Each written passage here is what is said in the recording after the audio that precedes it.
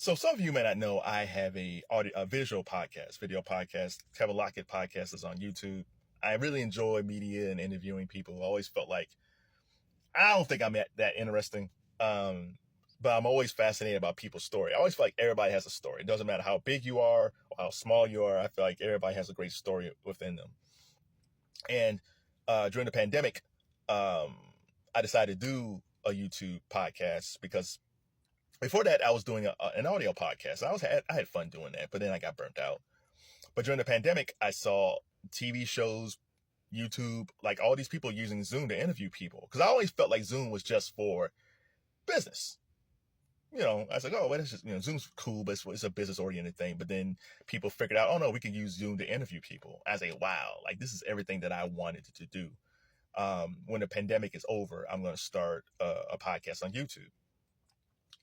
And I did. I didn't go with Zoom because I was doing my research and Zoom was okay. But then I stumbled upon Streamyard. And Streamyard is great.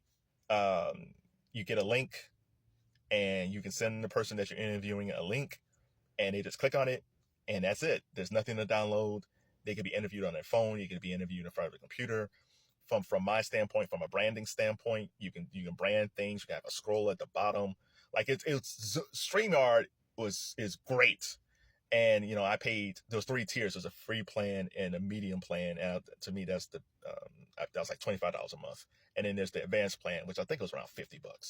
But I always stayed with the $25 plan. That was enough for me. So I've been doing that since the April 2023. I decided to take this summer off, but I didn't. It's funny because I was going to take the whole summer off. But then I started making these videos. I started making these videos like, oh, this is fun. He's like, okay, well, in that case, I'll come back to the podcast in late September, October, maybe back in the fall. So I figured I'll take the summer off, come back in the fall. Well, I don't know when the podcast is coming back. So I was on X and I saw a link to a YouTube video and he said, 4 alternatives to StreamYard after the price hike of StreamYard. Now, the payment that I was making on StreamYard has been $25. It's been the same since 2023. It has not budged. The price increase has always been the same. Because I think StreamYard is one of those people. I think the guys who ran StreamYard care about the consumer. They feel like, no, we're not trying to gouge you guys. Like, you guys are here. We'd rather have a bunch of people paying $25 a month than people feel like we're overcharging them and not be here at all. So they did the right thing. But evidently, back in the spring this year, StreamYard was sold to a company called Blended Spoons, I think, or Blending Spoons, something like that. So that was back in April. Evidently, recently, Blended Spoons said, yeah, we're jacking up the price. All that comfort that you had with StreamYard is over, and we're jacking up the price. So that $25 plan that I had is now $44.99. $25. And in fact, I was actually paying $19 because I was going to drop before, and they cut me a deal, so I was paying $19 a month. They were great. Yeah, so that went from $19 a month for me to $44.99. And then the next tier, which was around $50, is now $88.99. Who's gonna pay this? It's sad because there was a guy on X and he was saying like, listen, I use StreamYard because I'm on a bunch of panels.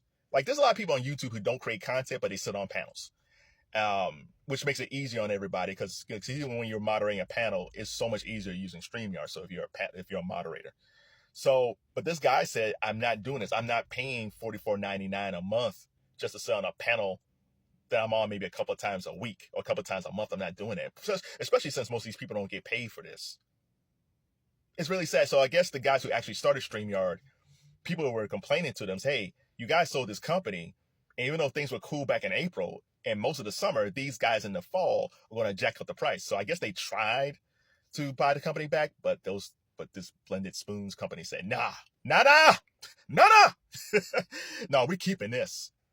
So hopefully those guys will create another StreamYard, because I think there's a lot of people who are jumping off StreamYard because they don't want to pay $44.99.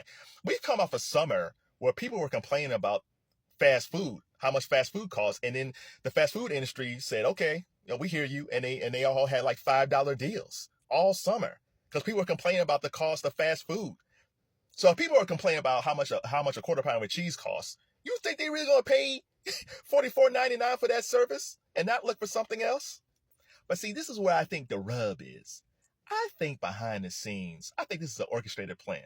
I think, allegedly, I think there's some big wig who's behind all this stuff because he or she wants to get rid of some competition.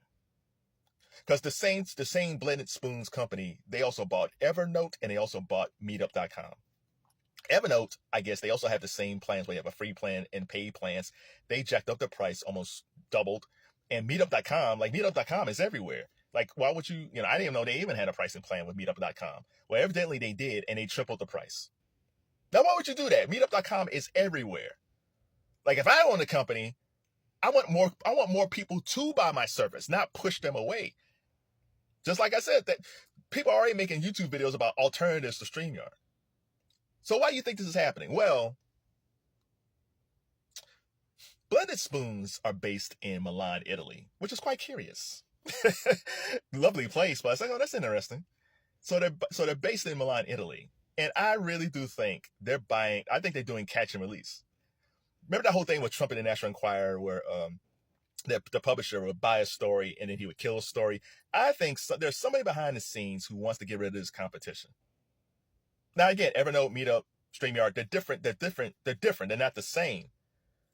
But if there's a competitor and it's stealing the thunder away from the competitor, and whoever might be owning Blended Spoons owns one of these competitive companies, of course you're going to buy them up to destroy them. And since you're based in Milan, Italy, there's no investigations. If they were here in the United States doing this, the FTC might be involved. People might say, hey, there's a monopolies going on. Or you have to open up your record saying, well, who owns this company? Because they keep on buying up these companies and jacking up the price. It's price gouging. But since they're in Milan, you don't have that type of ramifications, I don't think. There's another company that they bought called WeTransfer, I think. I don't know it. But evidently, they bought the company, and now they're slashing 75% of their staff. Now, usually when companies buy another company, they slash staff, right? Maybe 10%, 15%. It's sad when people lose their jobs. At the most, 25, maybe 35, which is a lot. You never hear 75%. It's almost like they're buying these companies to destroy these companies. We're going to slash 75% of WeTransfer employees so this company can go downhill. We're raising the price on StreamYard, even though mostly everybody uses StreamYard on YouTube. We're destroying this, even though it's a moneymaker. We're destroying this for whatever reason. So what do you guys think? What do you think about the price hike on StreamYard? Are there alternatives that you're looking into outside of StreamYard? And also, if you're a person who's just on panels, you're not creating content, but you serve on panels that use a StreamYard, what are you going to do? Are you going to pay the almost $45 a month to stay on these panels? Or are you kind of like, you know what, I'm dropping out? Which is so bad, because for some people, again, it makes them, they come across being an expert. It's good for branding. It's good. And a lot of times you can use that content on your own channels. Like, it's very sad. And what about this theory I floated out that I think somebody behind the scenes who got a lot of money are buying up these companies to take out the competition? Yeah, it's a conspiracy theory, but it might be true.